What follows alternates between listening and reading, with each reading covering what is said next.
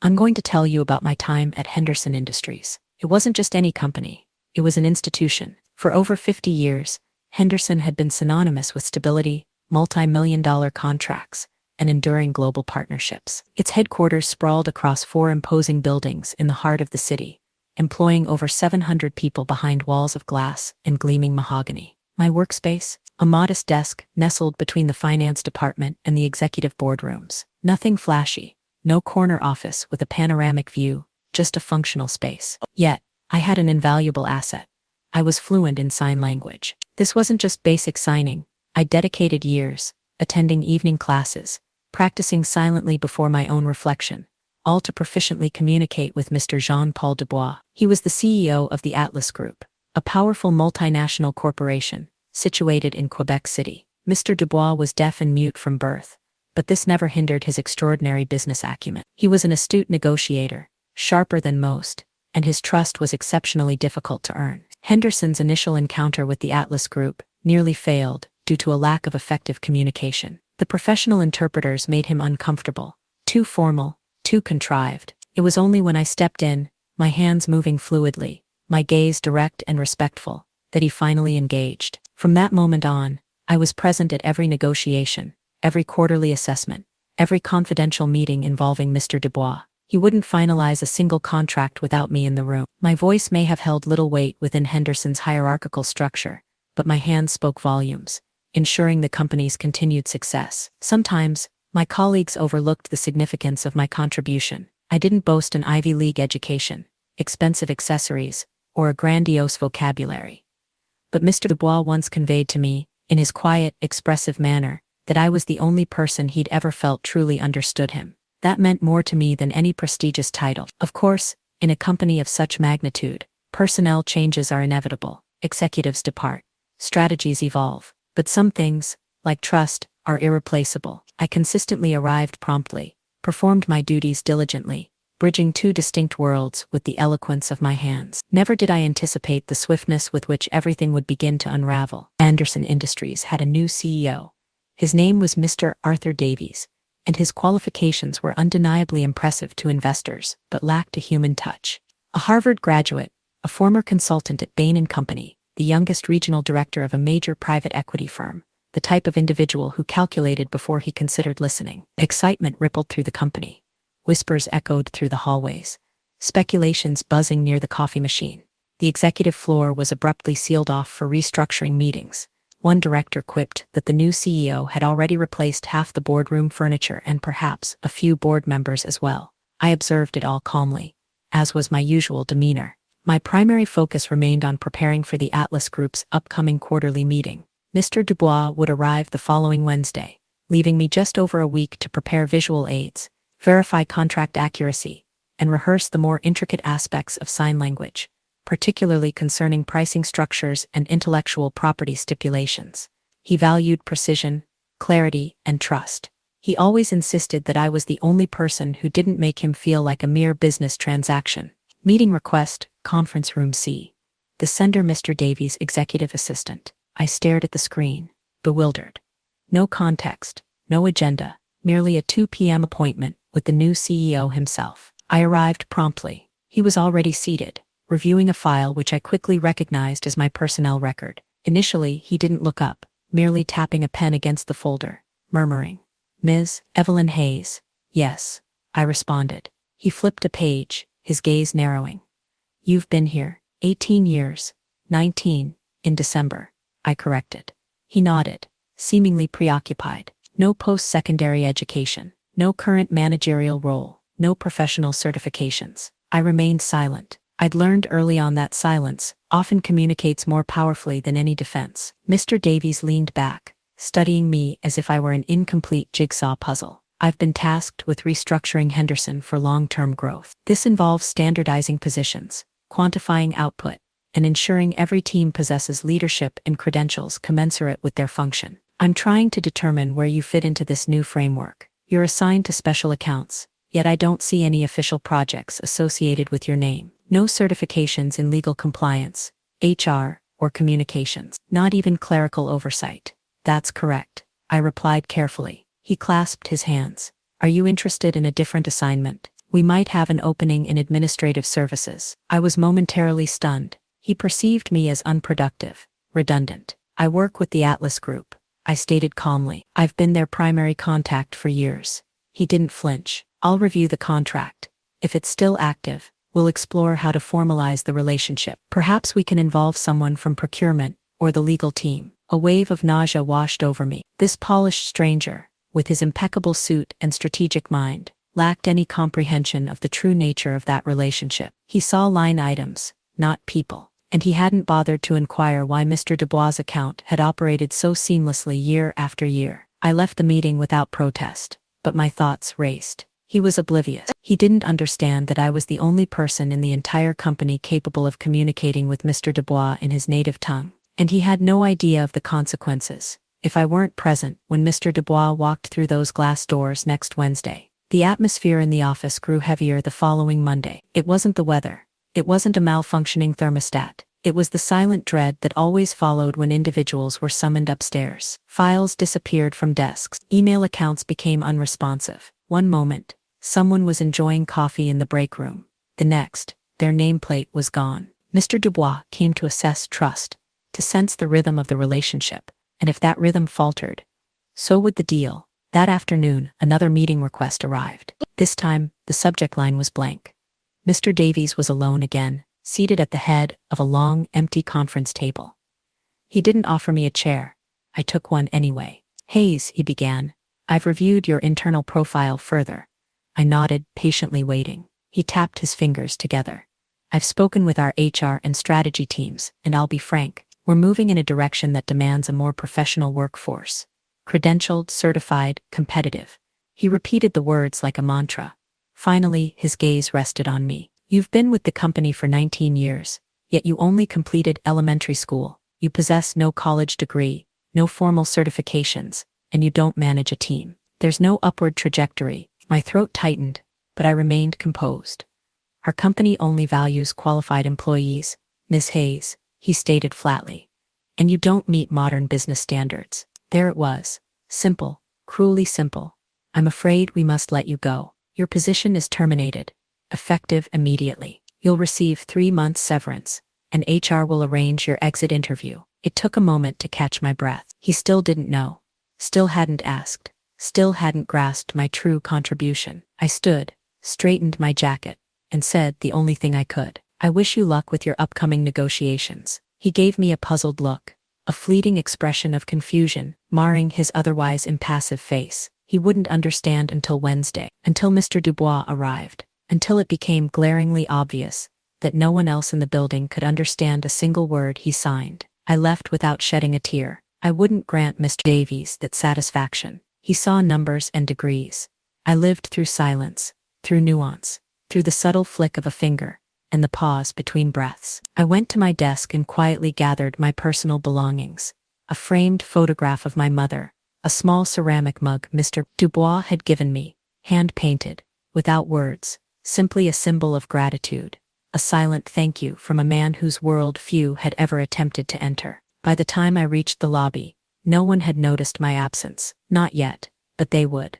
They would notice very soon. The world outside the building seemed unchanged, but everything felt different. I stepped out of Henderson's revolving glass doors, my bag light, my heart unexpectedly heavy. Not because I'd lost my job. I'd been poor before, starting with less than nothing. No, it was the manner in which it ended. The way a man who didn't know me, didn't ask, and didn't care, could obliterate nearly 2 decades of dedication with a single sentence. But I wasn't going to plead. I didn't tell anyone I'd been dismissed. Not my colleagues. Not the security guard who always greeted me with a smile. Not the receptionist who sometimes brought me coffee on chilly mornings. Let Mr. Davies announce it if he dared. Let the realization creep in slowly, like a leak unnoticed until the floor is soaked. I knew the meeting with the Atlas Group was scheduled for Wednesday, 3 days away.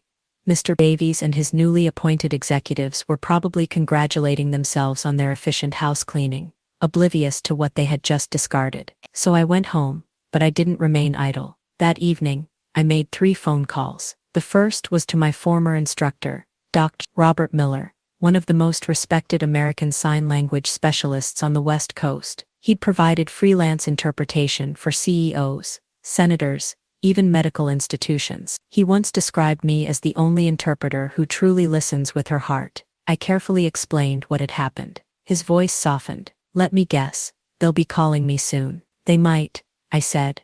I just wanted you to know that I'm no longer affiliated with Henderson, and that their new leadership doesn't value people like us. Dr. Miller paused.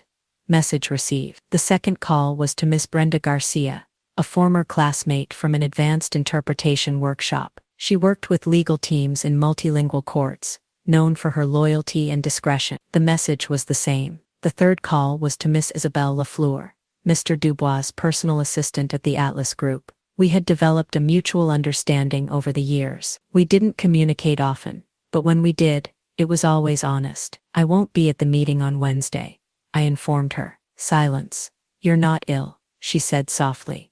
Are you? No, I was terminated.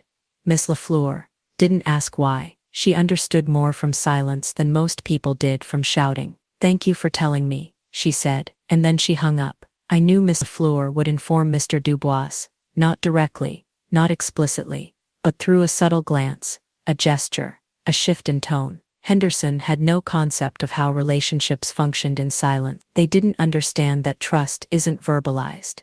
It's earned through consistency and presence. Mr. Dubois had never signed a deal without me at the table, and they expected him to do just that, with a stranger in 3 days. Let them. Let Mr. Davies scramble for a certified interpreter, lacking emotional intelligence, lacking a connection, lacking the ability to discern unspoken cues. Let him explain to the Atlas Group why the one person they trusted was gone. Let him navigate a deaf business magnate, without a map, a compass, or a translator, capable of speaking the language of nuance. For once, I didn't feel insignificant. I felt like a stone in their shoe, invisible, yet impossible to ignore. I didn't seek retribution. I simply chose silence, their silence. And when Wednesday arrived, I knew it wouldn't pass quietly. Wednesday morning dawned without fanfare. No one in the building seemed anxious, at least not yet. In fact, the mood in the executive wing was surprisingly buoyant.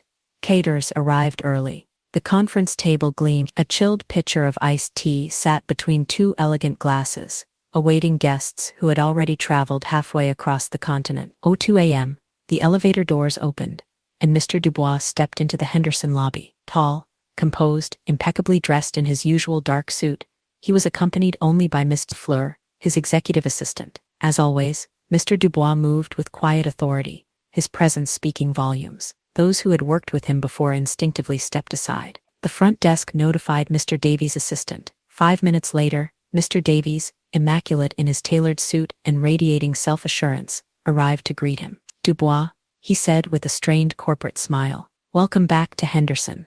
I trust your flight was uneventful. Miss Lafleur translated the greeting into sign language. He offered a polite nod. Mr. Davies gestured towards the conference room. Everything is prepared. The contract revisions should be ready for review, and our interpreter will be joining us shortly. Miss Lafleur paused. Interpreter? She inquired. Yes, Mr. Davies replied, already moving forward. Ms. Hayes. He faltered mid-sentence. His brow furrowed. He turned to his assistant, who stood just outside the door. Get Ms. Hayes in here. The assistant shifted uncomfortably. Mr. Davies' Ms. Hayes was let go last week. Mr. Davies blinked. Excuse me? You approved it, sir. The silence in the hallway was abrupt and jarring. I believed she was an administrative assistant, he mumbled, his eyes narrowing. Why on earth didn't anyone inform me she was an interpreter? It wasn't listed on her HR profile, his assistant offered weakly. And you said, I said, find someone with credentials. Mr. Davies snapped. I didn't say fire the person who manages our largest international account. Ms. Lafleur turned and met Mr. Dubois' gaze. She signed rapidly. His expression remained unchanged, outwardly, but his posture stiffened. He looked directly at Mr. Davies, waiting. Mr. Davies' voice dropped. Can we get another interpreter here? Someone competent. The assistant hesitated. We've contacted 3 agencies already. No one is available on such short notice. Call more. Call Dr. Miller. We tried, she replied. He declined. He stated he wasn't comfortable working with a company that undervalues its internal interpreters. Mr. Davies paled. Then try Ms. Garcia. Try Ms. Lafleur. Anyone? Sir, she interrupted gently. Ms. Lafleur is Mr. Dubois' liaison. She's already here. Mr. Davies ran a hand over his face. Anyone else? Now, inside the glass-walled conference room, Mr. Dubois sat down. His hands were neatly folded. Ms. Lafleur stood beside him, silent, refusing to act as a spokesperson for the company. That was never her role. She would interpret, but she wouldn't negotiate. Mr. Davies entered the room with a forced smile. We're simply awaiting one more person. Mr. Dubois made a single gesture. Ms. Lafleur translated. We'll wait, but we won't stay long. Panic flared in Mr. Davies' eyes. He stepped out of the room and turned to his assistant again. Don't let this collapse. Find me someone. I don't care how much it costs. But it was already too late. In the silent language they had ignored, insulted and dismissed, the damage had already been inflicted. The boardroom had never been so quiet. Mr. Dubois sat motionless, his expression unreadable. Ms. Lafleur, his trusted liaison, stood beside him like a statue. She had conveyed his final message, without looking at Mr. Davies. The room's energy was dissipating, not dramatically, but steadily, like oxygen being slowly withdrawn. Mr. Davies tried everything: excuses, gifts, last-minute concessions, superficial apologies. Nothing worked. Just as Mr. Dubois rose from his chair, signaling the end of the meeting, the door creaked open. Heads turned. A hush swept over the room, like a ripple. Ms. Hayes stood in the doorway. No badge, no official authority, just a calm, steady presence. Her eyes met Ms. Lafleur's, then Mr. Dubois', and then, without seeking permission or awaiting instruction,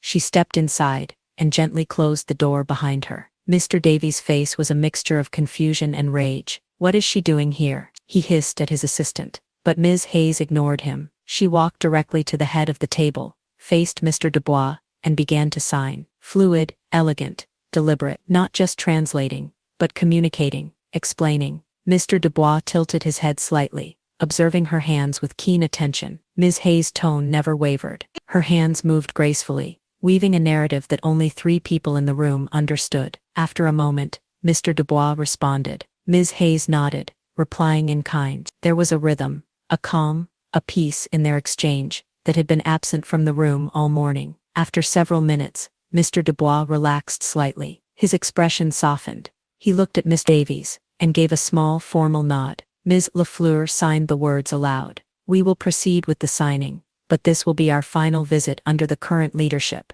Mr. Davies blinked, then smiled, a practiced, corporate grin. Of course we understand. We're grateful. Papers were signed. Hands were shaken, awkwardly. The tension eased, slightly.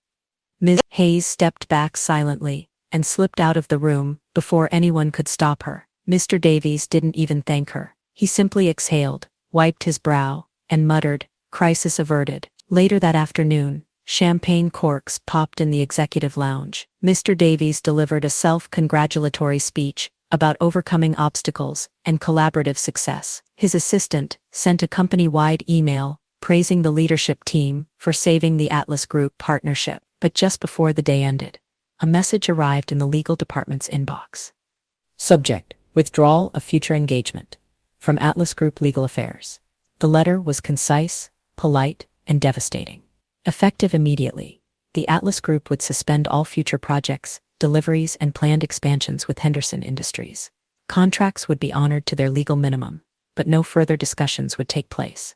No press releases, no follow-up meetings, no further communication. Attached was a video file. Internal use only. It was footage from the security camera in the boardroom. No sound, only video.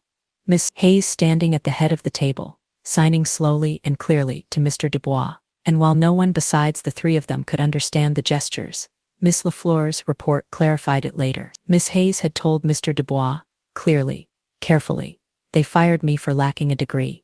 They didn't even ask who I was. If they treat people this way internally, imagine how they'll treat you once the contract is signed. Walk away. They don't deserve your trust. And he had listened, smiled and nodded. He had signed the papers only to fulfill his company's existing obligations, but the partnership was over. Mr. Davies stood frozen, pale, staring at the screen. He didn't speak, couldn't. The silence that followed wasn't just awkward, it was prophetic. The moment Mr. Davies watched the footage, something within him snapped. The video replayed endlessly in his mind. Miss Hayes' composed face, her precise movements, the way she looked directly at Mr. Dubois, while the entire leadership team sat clueless just feet away. He'd been outmaneuvered, not loudly or publicly, but with a precision he hadn't anticipated from someone he dismissed as unqualified. This was sabotage. He hissed to no one in particular. The boardroom was empty, except for his assistant and the director of strategy, both frozen near the back wall, unsure whether to speak. "Find her," Mr. Davies commanded sharply. "I want to know where she's working, who she's speaking with, what she's doing."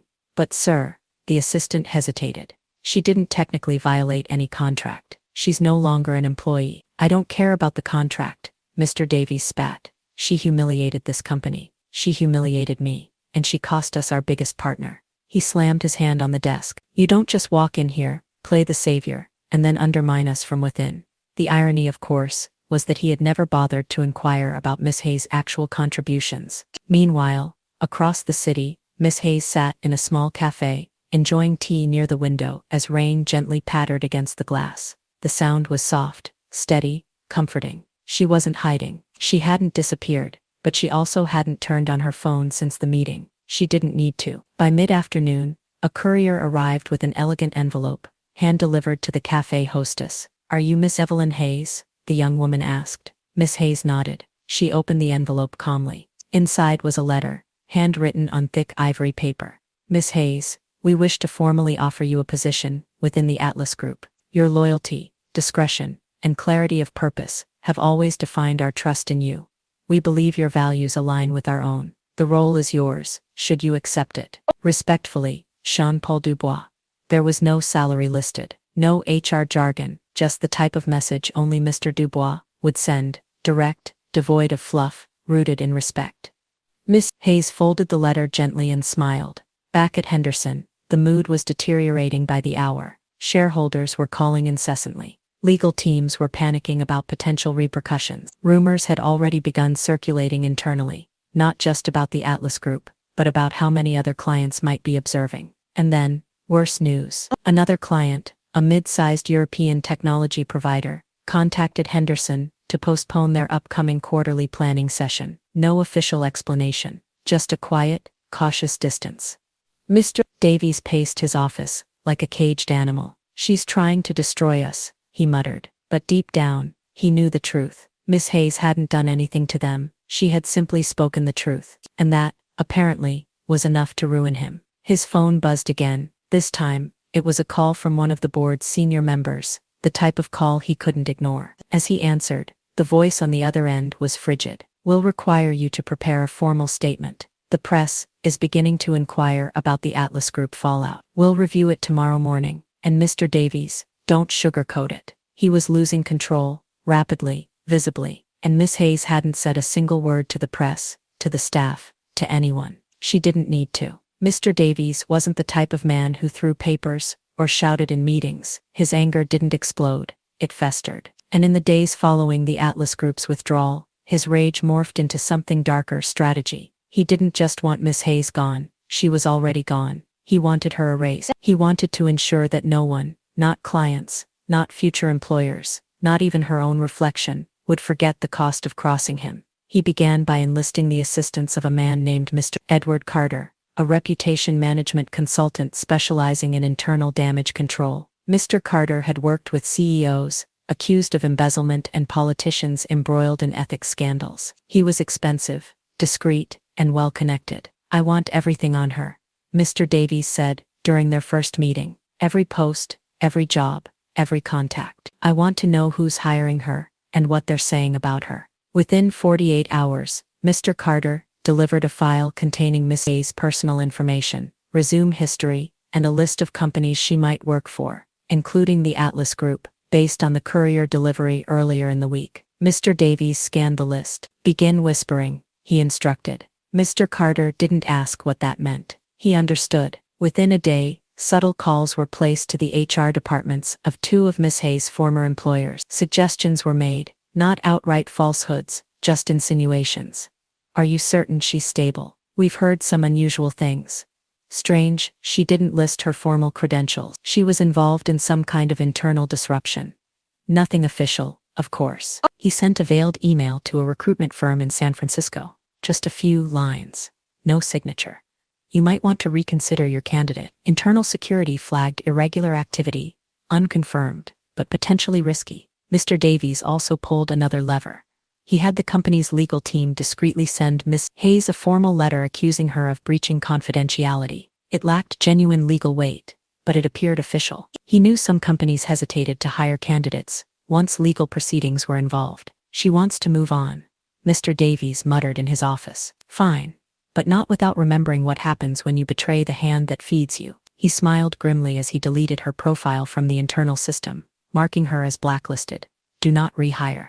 Then, he went further. He manually altered the HR records, changing her reason for departure from executive termination to violation of conduct standards. Subtle, quiet, buried in a system most people never checked. But if anyone called, that tag would appear, raising questions Miss Hayes couldn't anticipate. One afternoon, he even instructed his assistant to contact a discreet press contact, someone who handled financial column snippets. Just background, Mr. Davies said. Just a note that we had to part ways with an employee due to internal disruption. Don't name her, but get it out there. The story appeared 2 days later in a small column under the heading Restructuring Reality. Sources at Henderson Industries confirmed a recent staffing issue involving a longtime employee whose unconventional behavior caused confusion during client negotiations. No name, but enough.